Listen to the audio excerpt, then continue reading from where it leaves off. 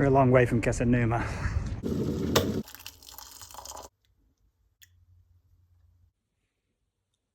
Still got my Hoya Boya teacup, Havana, to remember the place by. Anyway, so yeah, after spending about a year and a half living in Okinawa, studying Japanese, then another year living in Miyagi Prefecture teaching English, I've now moved to Melbourne, Australia, where I'm studying more about English teaching. I'm looking to become an English teacher at a time when the immigration policy in Australia is making it very difficult for students to come over to learn English, at a time when teaching jobs, basically English teaching jobs, are in threat of being replaced by AI. Like, nobody's doing their homework now, they just ask ChatGPT to do it, who cares? You're not going to need to speak any languages pretty soon, AI will just do everything for us. It's writing our music, it's creating our artwork. It's a sad state of affairs, isn't it? Anyway, good news. Let's have some good news, eh? At the time of recording, we're a couple of days out from the launch of the Switch 2. Have you bought it? I haven't. I haven't got the money for it, but that's besides the point. I'm taking an ideological stance on the whole thing. I don't like the fact that Nintendo are charging $80 for their games, and that everyone's following suit now. It didn't take long, did it? It took about a week, I think, before other people started saying, hey, $80, that's a good idea. But it's not just that, it's a few other things. The two biggies are the raising the price of games out of sheer greed, and I won't hear another word about it. And the other one is game key cards. I think they're a dreadful, terrible idea. I think it's important to consider ownership in these days. It feels like we're living in a time when our assets are just disappearing. Do you own anything in your life right now? Do you even own the place where you sleep at night? I don't. God, could I at least own a video game? Can I own that? Is that too much to ask? What a bollocks. Whatever. Anyway, yeah, fun stuff. All right, let's play a fun game. I want you to close your eyes for a second. Let's play a fun imagining game. I want you to picture Super Mario. Okay, I say Mario, you form an image in your mind. What do you see? Do you see the blue shirt, red dungarees? He's wearing the hat. He's got, you see the moustache. You see the letter M. Okay. Now I want you to imagine Mario is holding something in his hand. What is he holding? Think about it. What do you picture? Give you a second. There's a few options, isn't there? Maybe you thought of a mushroom or a fire flower or a star or something like that. Maybe. But I'm going to guess what you pictured was a great big shiny golden coin, wasn't it? My God, isn't that ironic? Maybe you're picturing some of that key artwork for New Super Mario Bros. Where Mario and Luigi are literally carrying stacks of golden coins all the way to the bloody bank. What incredible imagery. It reminds me of... there was a time in history when sugar was amazing, and people were like, sugar is the greatest thing ever. It was so good that somebody created a cereal called Sugar Puffs, right? And it was advertised on the fact that it contains loads of sugar, this lovely, delicious, sweet sugar. And then somewhere along the way, people just, oh no, sugar's actually not so great for you.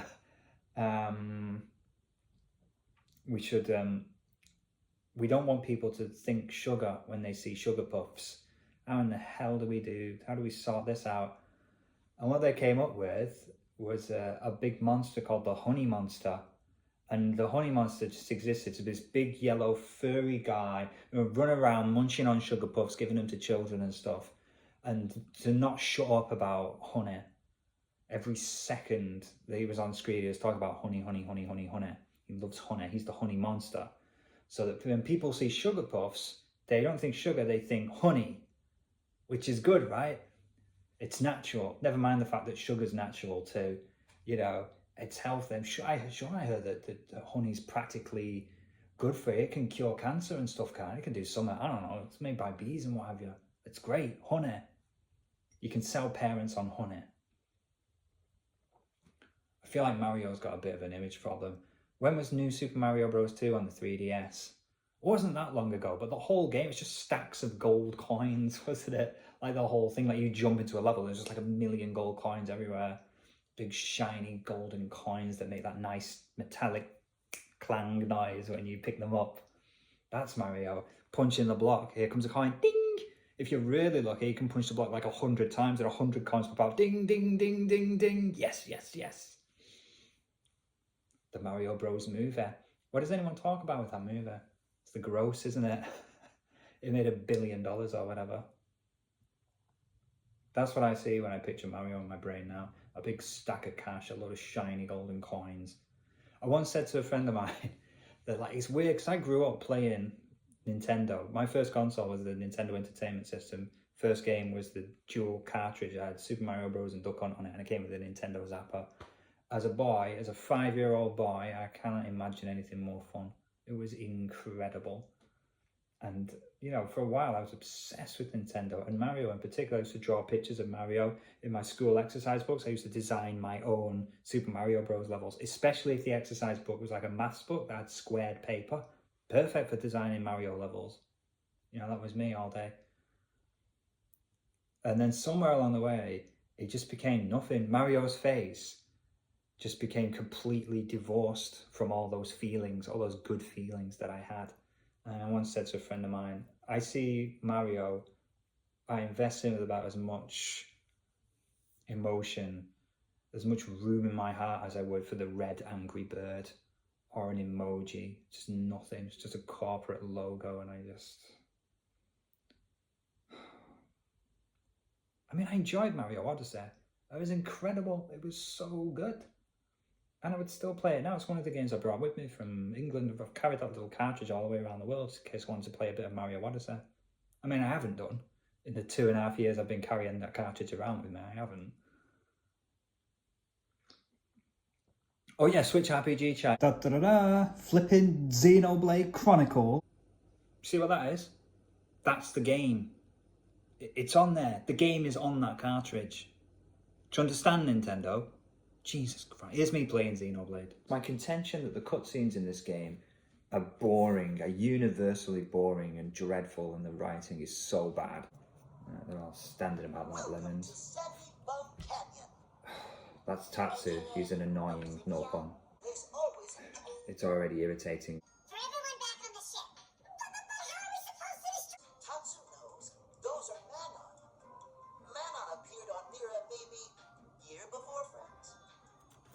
Don't you find it a little odd that we can understand these alien languages? Long pause. Long pause. Good point. Why are they talking like this? If you're going to offer me a dialogue choice, do it for a reason. If what I pick makes literally no effect, not even on the immediate conversation, then why bother? Brilliant, brilliant. I selected that choice and then Lynn said, right, must be something like that. What a great bit of interaction. What an incredible... Words aren't being perceived as sounds at all. Maybe there is a deeper mystery to it, but this isn't being presented in a very engaging way. It's just people stood around, the camera's doing not much. They're all standing there with their arms folded, talking with zero emotion in their voices. Okay already. Friends talk less, help man out more. After all, Tatsu have reputation as hero pawn to uphold here. Sure. Right after a quick snack. That's a running joke throughout Xenoblade. Lynn's constantly threatening to eat Tatsu. But what's weird about it is Tatsu seems genuinely afraid that Lynn's going to eat her, and he gets annoyed when she does it. So he's not enjoying the joke. It never makes Lynn herself laugh. The other people aren't laughing. Nobody's enjoying this joke. I'm not enjoying it. It's just tiresome to hear her repeat the same joke over and over again.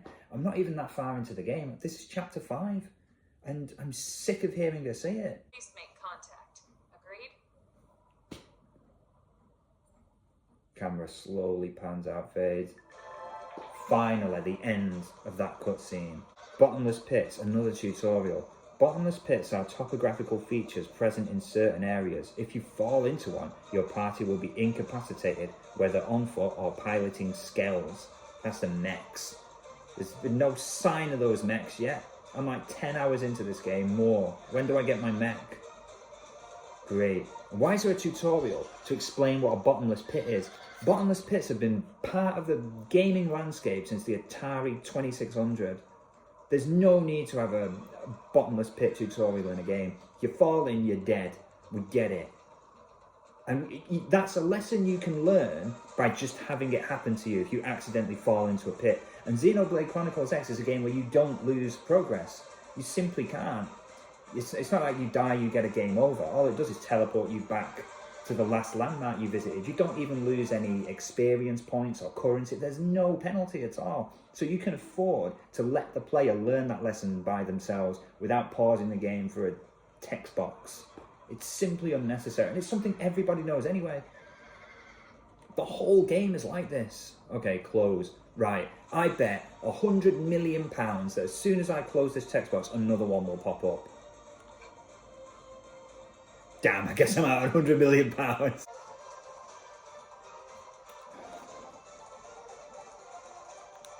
Let's approach these aliens to see if we can help them out. Mysterious xenophone. Hello. This better be brief. Hey, is everything alright? Even that one line annoyed me. Hey, is everything alright? Can't you just say, is everything alright? What's the hey about? I sound like a dreadful prick, don't I? But leave Lynn alone. Why are you taking apart literally everything that she says? Because it's irritating. Do you know why it is? Because I'm a grown man with other stuff to do. And I want to play some games and enjoy myself.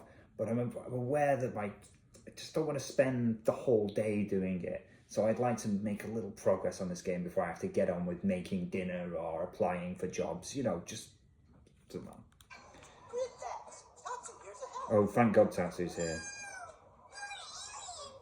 Their voices are really annoying. It's just so drawn out and dreadful. Sorry for the scare. What do you think of this music? The ganglion are enemies to us as well.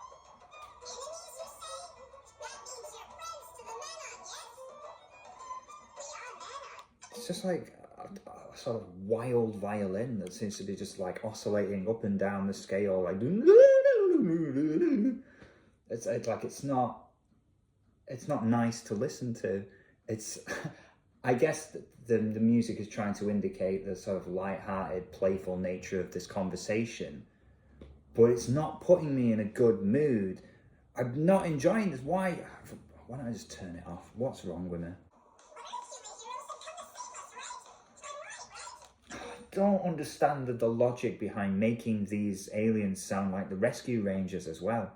It's just irritating. Why don't one of you tell us what happened? Right.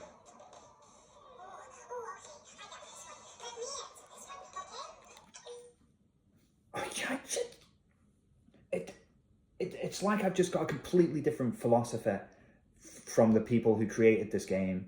It's like we're just so incompatible. If I was writing this, I would be like, okay, I don't think the player's gonna care that much. If we're gonna like grab someone's attention, we better assume we're working against their attention span, especially these days. Oh, I know. Let's have a line where someone asks a question and then someone else says, "Oh, let me answer that question. I think I'm going to answer the question." Just answer it. Just oh, Christ. Okay, so in other words, if we can... Sick of it. Oh, come on, man. There's loads of great stuff in Xenoblade X. That was just one cutscene in a very big game. Okay, do you want to see another one? No, you're all right. God, the music is terrible. Right, this is me handing in a quest in Xenoblade Chronicles X. There's a lady who's got an espresso machine that's broken. She asked me to go get the parts to fix it. Done. In fact, I already had the parts on me, so I'm just going to talk to her now and hand in this quest. Joe, that's the name of the person who has the espresso machine. My boss was asking why the espresso machine isn't around. I told her it's called in sick. And then she just kind of looked at me funny and walked away. I'm not surprised. If this thing doesn't get fixed soon, I'm so dead. Tell Joe not to worry as you have the pipe she needs, sure, or I can chide. Reprimand Joe for lying to her boss. I don't want to bother doing that. Sure. There you go. I've got the parts. Let's just hand in this quest, please. Really? Wow, you're so dependable. Unlike that machine. Or me. Yeah, I don't need all this commentary. I just want to hand in the quest. Can I see? Please? I'm kind of sort of freaking out about this here. I just want to hand in the quest. Joe, that's perfect. Thank you, really. Okay. Now we can start offering espresso again. Or for the first time, depending on how you look at it. Oh, right. Hold on just 1 second. I'll be right back. Okay. I'm going to fix you the best thank you latte ever. Okay, another dialogue choice for me. Accept. Enthusiastically accept Joe's offer. Decline. Politely decline Joe's offer. Why would I... Well, let's just accept. Ooh, my teammates liked it when I accepted the coffee. Joe. Oh, you're so sweet. Believe me, it's my pleasure. Can you believe this is still going? Honestly, it just feels nice to be able to give someone what they want. Seems like most blades prefer a stiff drink over a good cup of Joe. That's another thing that's a problem with this. Because I'm like 40 years old now, the text is so small. Unless I've got the Switch like in my face, it's almost impossible to read it. This is a TV mode game if ever there was one. But I'm going to pull out all the... I can't believe this is still going. I started recording this for a joke because I thought, I bet she rambles on when I try to hand in this quest. But Jesus Christ, even I'm surprised. No, where are you going? To the back, screamed, then ran up. That girl is death to electronics. Can you believe this? Can you believe this? It's turning me... The music is driving me mental. Oh, yeah. Rubbish. Xenoblade Chronicles X, ladies and gentlemen. I keep coming back to this theme over and over again. I feel like the older I get, the more I'm starting to think, do I even like games at all? Or do they just drive me crazy? I think it's the writing. The writing drives me absolutely crazy. It's like... Okay, let me try and typify it for you. If you meet someone in normal life, what you do is you walk up to them and say, "Hi, nice to meet you. My name's Mark." And they might reply, "Oh, very nice to meet you too. My name's Thomas." Normal meeting. In a game like Xenoblade Chronicles, it goes like this. "Huh, haven't seen you around here before, huh?" You'd be like, "Yeah, hello. Hi, my name's Mark." "Huh, Mark, is it? That sounds like a great name. Well, I suppose that it's only normal when you meet someone for the first time that you should exchange names. And since you've given me your name, I should give you my name too. Isn't that right?" You're like, "Yeah, please, just tell me what your name is and we'll say hello." And like, "Huh, how rude of me. I can't believe I haven't told you my name yet. My name's Tom. What do you think? That's a great name, right? Huh?" You know, and it just, every interaction is stretched as thin as it will go, to the point where the conversation just, I can't even follow what's happening because the sentences are so convoluted and the conversation is just so odd. And I don't know if it's me or not. I don't know if it's a problem with my brain or if the writing is genuinely mysterious. It's like an alien wrote the dialogue. It drives me insane. Anyway, I just wanted to complain about that while I'm sat here in my pajamas. All I'm trying to do is just have a nice little morning and play a bit of a game while I'm not thinking about stuff. But what happens is the game drives me crazy. So what we're saying, Matt, 9 out of 10? Look, I'll tell you the good points. It's a technical marvel. God knows how they've done it on the Switch, but once you get your Skell, your robot, once you finally get it, you can walk out of the hangar in the city, fly straight up into the air, and then just fly directly to literally any point in the world, and it will not load. Not a single loading screen on the Switch. I haven't got a clue. I mean, it was like that on the Wii U, but like, it's amazing. And I like the exploration. I like a game that's built around exploration. Breath of the Wild, Ys 8.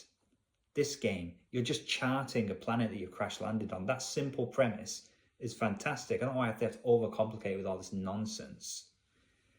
Let's see. The combat. I think the combat's quite good.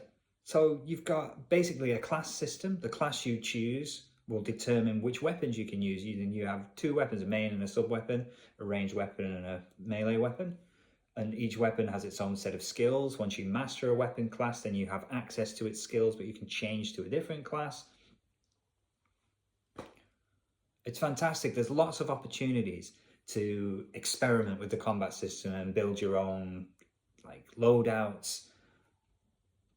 It's great. The customization is fantastic too. So oftentimes in RPGs, especially if you're equipping stuff and that equipment is reflected in your character model, your character can end up looking really bizarre, basically, with lots of mismatched equipment. You just equip the best stuff for the, mechanically for the stats, and you look like a lunatic. But in Xenoblade X, it has fashion gear. So regardless of what your character actually has equipped, you can choose from whatever equipment you've previously held on to make your character appear however you like. Also, when you finally get your skills, which for me, I swear it was like 24 hours into the game before I got mine. But you can give them custom paint jobs. I love that kind of thing. It's nice. It just has a nice little touch. So when I'm flying around the world in my robot, it's my robot. Good stuff. On the downside, I did find the writing interminable.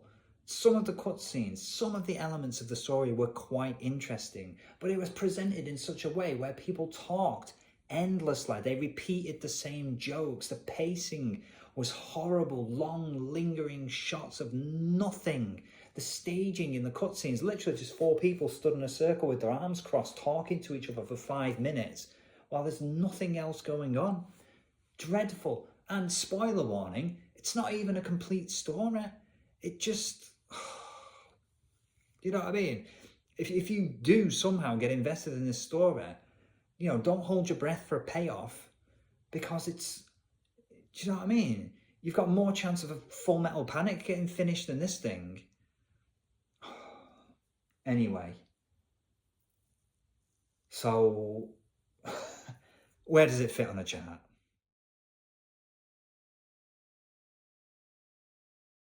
When did I last update this chart? Well, I'll tell you what. Xenoblade 2 and Undertale can get switched for a kickoff.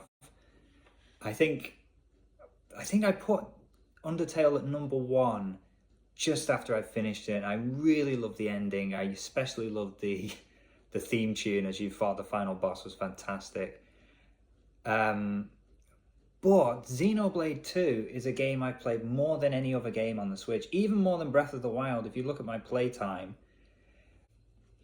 look, there it is, Xenoblade 1, trumping Breath of the Wild, which is crazy because I played Breath of the Wild twice, and my brother's played it on this Switch as well, so that includes his playtime, and still Xenoblade 2 outranks it. That's insane. How can I not put that as number 1? I'm also going to drop Disgaea 5 a couple of places. I mean, it's a wonderful game, I enjoy the hell out of it, but with all the will in the world, it's no Final Fantasy X.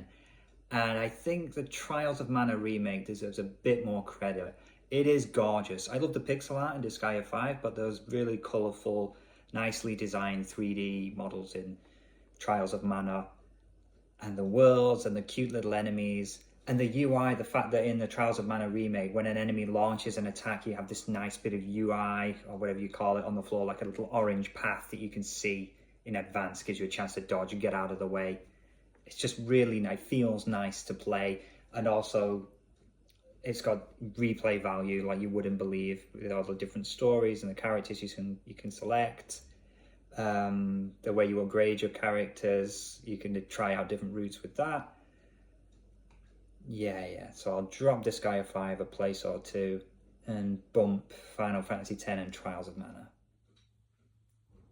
Okay, I reckon I'm pretty happy with that. Right at the top, we've got Xenoblade 2, which is a massive, incredible RPG with a wonderful soundtrack. Plus Torn of the Golden Country, the expansion with the soundtrack's even better, if you can believe that. And the gameplay's been slightly tweaked just to make it a little more dynamic. You're constantly switching out your blades. It's incredible.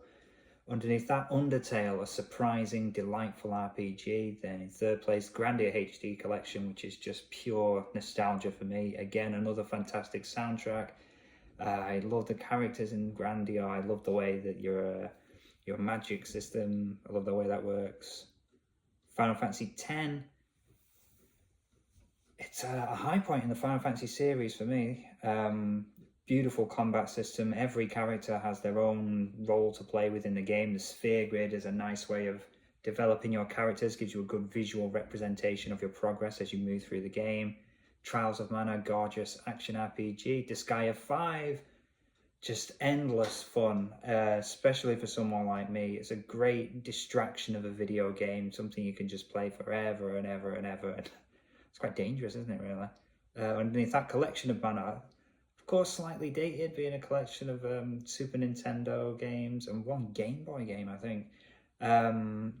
But the original Trials of Mana is still worth a play today. Underneath that, Shining Resonance Refrain, competent action RPG. You know, nothing really to complain about, but nothing, you know, it's not going to light the world on fire. But, you know, for a cheap distraction, it ain't bad. Underneath that, West of Loathing, graphically not exactly a powerhouse, but charming as all hell. Very entertaining, a lot of funny writing. Like I say, it's like, you know, Persona 5 has the most dynamic, incredible menu systems. West of Loathing is like the opposite of that. It's pure function, but it does what it sets out to do, which is to be a comedic RPG. It's decent. Underneath that, Fairy Fencer F, a bit of a shambles, to be honest. Have you ever played one of those Neptunia games on like the PS Vita? It's like that. It plays a bit like that. Collection of quirky characters with irritating dialogue, but you know, like a passable combat system. Some potential replay value. I can't imagine anyone playing through this game more than once, but it's there if you want it. And then Sega Ages Phantasy Star, around at the bottom there. Decent game. I finished it. Like, so if you're interested in RPGs, this is a nice bit of RPG history, and I feel like Phantasy Star often gets overlooked as a series. It never really took off like a Dragon Quest or a Final Fantasy. It never even took off to the same extent as a Star Ocean, I don't think. I can see a world where Phantasy Star and Star Ocean are these fierce rivals, but I don't know. I guess Phantasy Star spun off into Phantasy Star Online, which is where it kind of got its popularity. But I don't know if Phantasy Star Online 2 is still around, you know, what kind of player base it has today. But if you're interested to see where like a fairly iconic RPG series started, Phantasy Star is still surprisingly playable, but you know, it is a Master System game at the end of the day. It's not, I wouldn't say it's got anything on the rest of the games, the more modern games on this list, but compelling enough to finish. Which begs the question, where does Xenoblade X fit on this list? Where does it fit? I don't know. I feel like the story of Xenoblade X has a very promising start. It starts with sort of like high production cutscene depicting a war of two alien forces over Earth, and the Earth just gets caught up in this conflict and obliterated. But luckily we had just enough warning to get a few people off the planet in spaceships, and you follow one of these spaceships. But the conflict catches up with you, the spaceship crash lands on a planet, and then you explore the planet from there and think about the mystery of why these people are so hell-bent on destroying the human race. There is a ticking clock element to the plot, which doesn't get revealed until about halfway through the game. spoiler warning, I'm going to tell it to you now. The main thrust of the plot for Xenoblade Chronicles X is that you're looking for something called the Lifehold. And the Lifehold is where all the surviving members of humanity that were aboard this spaceship, it's where they're being stored in sort of cold sleep, cold storage kind of deal. But the Lifehold is running on battery power, which means you have to find it before the charge runs out. And if you don't, then everyone inside the Lifehold will die. And spoiler warning, everyone's inside the Lifehold. So, what are you talking about, Mark? There's people, you control a character walking around the game. All the people you see within the city in the game are not people at all, they're robots. Why this complication? I don't know. But what it means is that literally everyone is inside this Lifehold. So that if they die, that's it. It's the end of the human race. Pretty high stakes, right? Pretty compelling as a ticking clock. I think you have to wait about 10 hours into the game before you find that out. But I feel like the story is needlessly complicated in places. Like when you actually get to the Lifehold, it's like, oh, actually, I know you thought it was this, but it really is. It's this other thing, and there's no real conclusion to the story. I guess it was just relying on a sequel that never got made, and that's a big deal for me. I know a lot of people say it's the journey, not the destination, but for me, the destination matters. Like, if there's no destination, then the journey's a bit of a waste of time, don't you think? Maybe that's just me. But speaking of the journey, it does have its good points. I love the exploration. The combat, I think, is really worth investing your time into. If you start to learn the game's mechanics, it really pays off, You might have to do a little bit of research. There's a mechanic called overdrive, but I don't think the game does a very good job of explaining it. I know I didn't really understand how to take good advantage of the overdrive system until I went to YouTube or Game FAQs, had a look at a few tips online. I was like, oh, right, okay. And speaking of tutorials, for a game that doesn't explain itself very well, it is lousy with tutorials. Like at the start of the game, I mentioned there's a quest board, and the game, it feels like it takes about 10 minutes to introduce and explain what a quest board is. I'm like,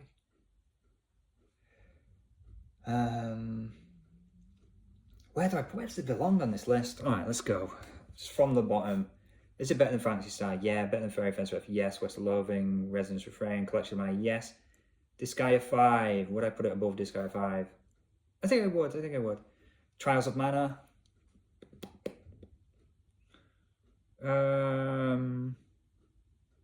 Yeah, probably push it above Trials of Mana. Final Fantasy X. Do I like Xenoblade X more than Final Fantasy X? I don't know if I do.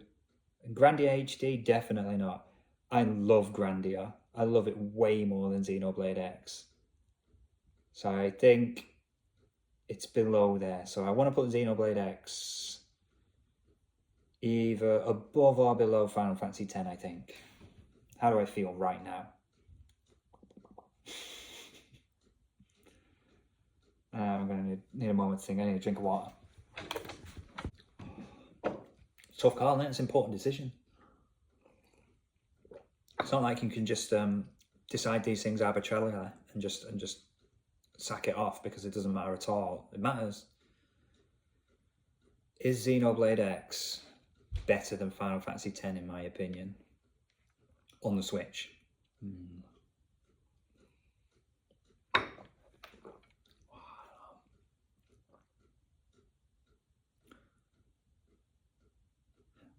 I'm going to say that it's not, for the simple reason that I reached a point in Xenoblade X where I was so sick of its absolute garbage writing that I started skipping the cutscenes. I watched all the story cutscenes, all the main story cutscenes, but all the side missions, affinity missions, and don't get me wrong, this wasn't like a decision I made lightly. I was like 40 hours into this game, and I thought, I've had enough. And if I didn't start skipping affinity mission, side mission dialogue, I think I would have just stopped playing the game altogether. The writing was that bad. The endless reams of dialogue that I simply didn't care about. The jokes that were not funny. You know, the characters with all their quirky little behaviours that were just so unappealing.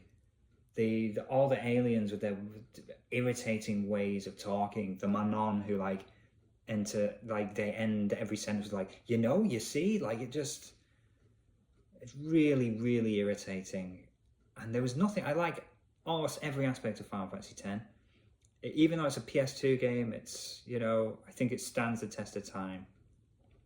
So I'm going to stick Xenoblade Chronicles X as the new number 5, I think. Yeah, that's looking good. Okay, so there we have Xenoblade X just about cracking the top 5, but it ain't going to stay there for long, I can tell you. It's been so long since I've updated this list. I've got a queue of games waiting to jump on, so while we're here, let's add them on. Dragon Quest Builders 2. I don't know if this even... Is this an RPG? Does this game belong on this list? It's got... I mean, it's a Dragon Quest game. How can you say it's not an RPG? It's got swords and monsters and leveling up, but it's more like a sort of creative Minecraft, but you're doing quests, and I don't know, those things are in a lot of games of... Right, I tell you what, I'm going to go to rpgfan.com and see if they do coverage of Dragon Quest Builders 2, and if they do, then I'm counting it as an RPG and it's going on this list, so let's check. There it is, rpgfan.com. Dragon Quest Builders 2. I don't think they liked it as much as I did. They gave it a 75. The 79 for gameplay. Not bad. I love Dragon Quest Builders 2. I was practically addicted to this game for about 2 weeks. My God, it was just so engrossing. It was just, for me, like the perfect loop of just the game just giving you like a little objective to do with enough freedom that you can sort of creatively approach things your own way. It did suffer a bit from excessive tutorializing. You know, like if you had to get a magic seed, a character would say, you need to go to the west to get a magic seed, and you walk out of town, and you can head that way to get the magic seed, and you go there, and it's like, this is where we can find the magic seed, you should look for it, and then you find it, this is the magic seed, and you're like, yep. That was slightly exhausting, but even that wasn't enough to put a damper on my enjoyment of this game. How do you even compare? This is when you start making this kind of list. How do you compare a game like Dragon Quest 2, Dragon Quest Builders 2, to the other games on this list? Right, I definitely enjoyed it. Oh, more than, I say it jumps straight up to the area of Trials of Mana. It's above Trials of Mana, above Xenoblade Chronicles X. Is it above Final Fantasy X? Gosh, Final Fantasy X is a real sticking point, isn't it? I love Final Fantasy X, but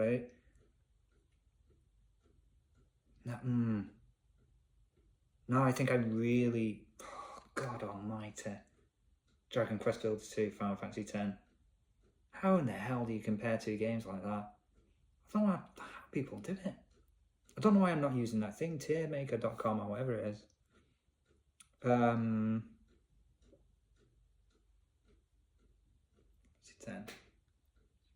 going to say, alright, if I wanted to play one of those games right now, Dragon Quest Builders 2 jumps in just between Grandia and Final Fantasy X. Okay. Next up, Fire Emblem Three Houses. Oh my God. Right, I'm still playing Fire Emblem Engage. I almost call it Fire Emblem Awakening then. Still playing Fire Emblem Engage, love it. Fire Emblem Three Houses. It has 3 storylines. I've only played through one of them, but it took me like 60 hours to do it. God, there's just no time. In a person's lifetime, there's no time to play all these games. But I love Fire Emblem Three Houses. I thought it was a fantastic strategy RPG. I loved all its strange little quirks. Like, you know, you can sit down with the other characters and have tea with them. And if you get it right, it gives you a big splash screen that says, perfect tea time. The first time I got that, perfect tea time. I mean, one, I laughed my ass off. And two, I was like, well, great, you know, I feel good about it. But what a weird, unusual inclusion in that game. Yeah. Just an unbelievable amount of content. The idea that I can go back to that game now and play through it 2 more times, experiencing 2 different perspectives on this story, and then there's like a true ending that I haven't unlocked yet. Oh, it's a cracker of a story as well. Spoiler warning, but like there's a point where the houses turn on each other, and I was on the battlefield and I defeated a unit, and that unit, you play a teacher in the game in a school. The unit I defeated was one of my students, and they recognized, they were like, teacher, and then they died. I was like, oh my god, what have I done? I've said before that only a video game really can make you feel guilt. Like a book or a movie or a piece of music, they can inspire a lot of emotions, but really making you feel guilt over something you've done is something pretty unique to video games. Christ, I was well into that story. Fire Emblem Three Houses. Alright, compared to the other strategy RPG on this, which is Disgaea 5, I say it is better than Disgaea 5, better than Trials of Mana, better than... Oh my god. I think I'm going to put it around Dragon Quest Builders 2.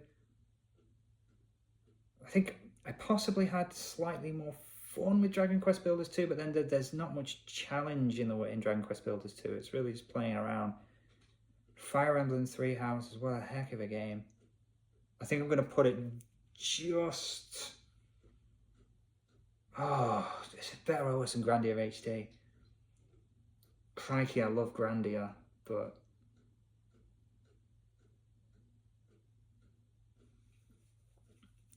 Man, Fire Emblem Three Houses is good. I think provisionally I'm going to put it at the new number 3, just above Grandia HD. I love Fire Emblem Three Houses. I should play that. I should play the other 2 storylines. Can't believe how much of that game there is left. What else? Tales of Vesperia.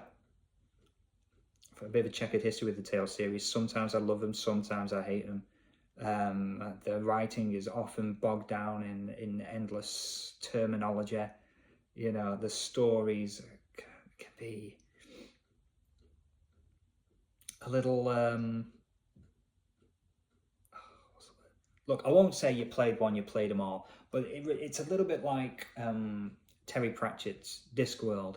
They're great, right? But I would not advise anybody to read 4 in a row, you know, or even worse still, to start from the beginning. Jesus Christ, don't do that. Once you've read a few, you start to notice the same themes popping up over and over again. You know, they start to slightly run together. The Tales series suffers a bit from that. But Vesperia is one of my favourites. I put it up there with like Tales of Xillia and Tales of Eternia on the PSP. I've got a soft spot for it. I haven't replayed that in a long, long time. It might not hold up. I like the cast of Vesperia. I like, is it Yori? I forgot the main character's name. He's quite an interesting character. I like his relationship to Carol. He becomes like a bit of a mentor character.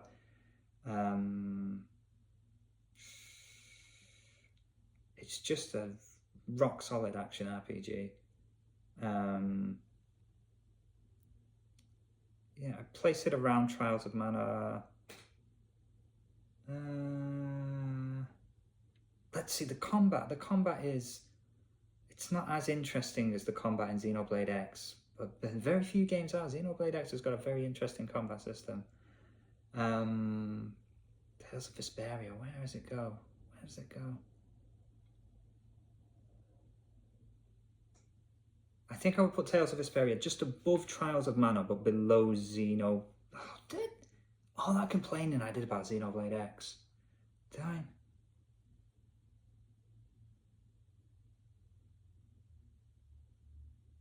And yeah, I think the story and characters in Tales of Vesperia, they're inoffensive, but that doesn't make them better than, doesn't make the game better than Xenoblade X.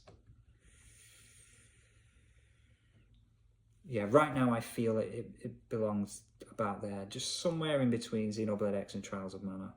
I will put Vesperia. What else, man? Octopath Traveler. Jeez. Wow, this was like a launch game, wasn't it? Well, not exactly. It wasn't a launch game. It was one of the earlier games on the Switch. 8 characters to play through. 8 characters to explore this world with. One hell of a soundtrack. A beautiful presentation. It's like walking around this lovely... It's like taking a classic Super Nintendo and turning it into a toy box.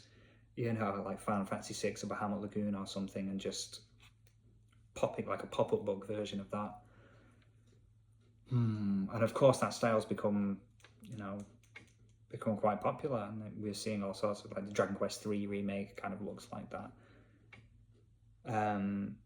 I think the Star Ocean 2 remake, to a certain extent, it's not this style, but it's in this kind of spirit.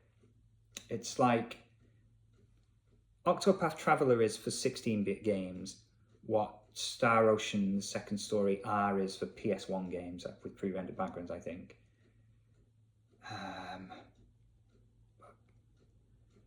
The thing with Octopath Traveler is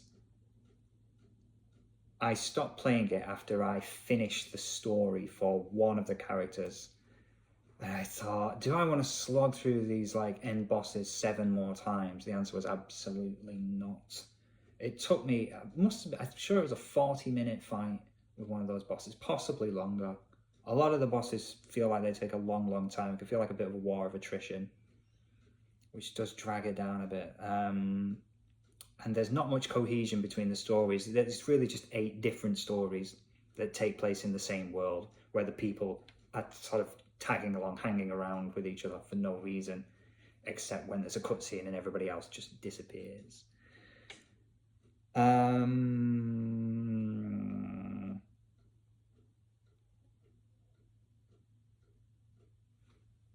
feel like it's about Disgaea 5 in terms of how much I enjoy it.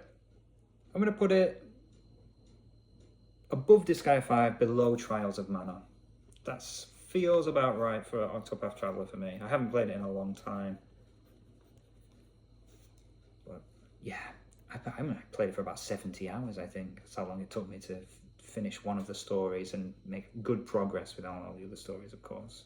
You kind of do everything at the same time. Yeah. Do I want to put Super Robot Wars T on this list? Super Robot Wars T. I played it in Japanese, but I completely ignored the story. You press R and A, you skip through all the story scenes, no problem. So I engaged with this game purely on a mechanical level. So I used it to practice Japanese, reading the attack animations, item descriptions, that kind of thing. But I totally ignored the story. So can I really even put it on this list? I gotta say, I enjoyed it. I enjoyed it immensely. Just engaging with the game on a purely mechanical and visual spectacle level. And I finished it, and it was like, what, maybe 100 hours in this game? I don't know if it belongs on this list. I can't critique it the same way I can critique the other games. I've got no idea what the characters are saying. I mean, I skipped a lot of the extraneous dialogue in Xenoblade Chronicles X, but in Super Robot Wars T, I literally skipped all of it. I could probably have a better go at reading it now. My Japanese has improved since my first playthrough of Robot Wars T, but...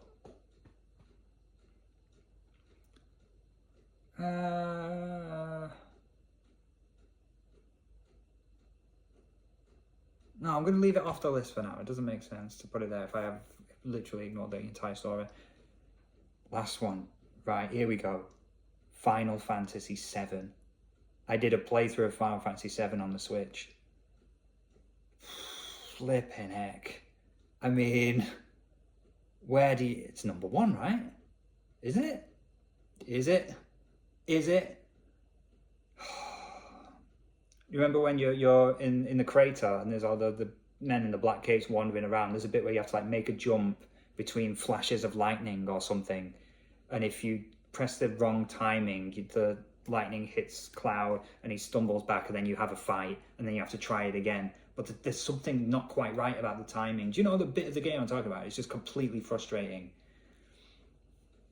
Do you really, I mean, it's remembered as a legend, but do you really want to play those submarine sections again? Do you really want to climb up the wall, you know, from lower, what's it called? What's the market called? Bloody hell, what's the market called in the Midgar slums where Don Corneo hangs out? It's, what's it called? I'm having a mental breakdown. But do you really want to climb up that wall again? Do you really want to do the little mini game where you use the dolphin to push you up out of the water to get onto the... But, my God, what an RPG. The materia system still holds up to this day. The characters are just iconic. The soundtrack is iconic. And I still enjoy playing it. I still go back to it every now and then.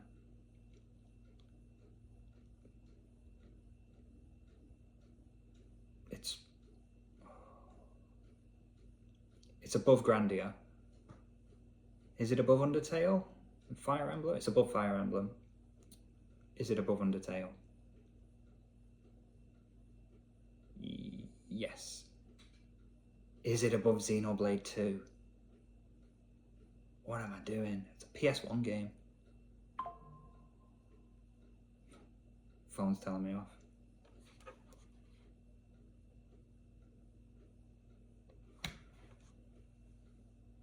What am I doing? Final Fantasy 7.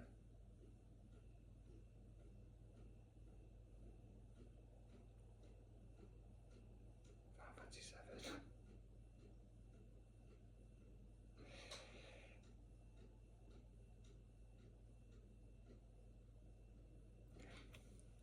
Every thought in my head right now is telling me to put Final Fantasy 7 at the top of this list.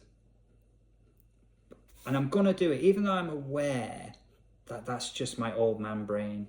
There's a little voice in there saying like, are you sure, Matt? Final Fantasy 7? Out of all the RPGs you played over the years on the Switch, Final Fantasy 7, really? That's your favourite?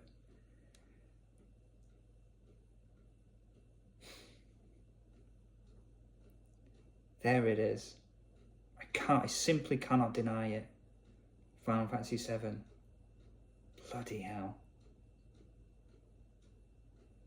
Alright, let's take a look at this list then one more time. We'll go from the bottom up. Oh, actually, what's the point of that? I've just said what the number one is. We'll go from the top down. Number 1, Final Fantasy 7. Number 2, Xenoblade 2 and Torn of the Golden Country. Number 3, Undertale. Number 4, Fire Emblem 3 Houses. Number 5, Grandia HD. Number 6, Dragon Quest Builders 2. Number 7, Final Fantasy X. Number 8, Xenoblade Chronicles X. Told you it wouldn't stay in the top 5 for long. Number 9, Tales of Vesperia. Number 10, Trials of Mana. Number 11, Octopath Traveler. Number 12, Disgaea 5. Number 13, Collection of Mana. Number 14, Shining Resonance Refrain. Number 15, West of Loathing. Number 16, Fairy Fencer F Advent Dark Force. Stupid name for a game. And finally, Sega Aegis Phantasy Star. Oh, crikey. Thanks for watching. Thanks for sticking with us. This is probably quite a long video. God, I love making lists of stuff. Do you like that? I guess I'll see you next time. Next time I've got something important to do that I can't be arsed with, to be honest. Oh, this is just a way of avoiding doing my homework for the course that I'm on. What am I doing? Thanks for watching. See you again. Bye bye.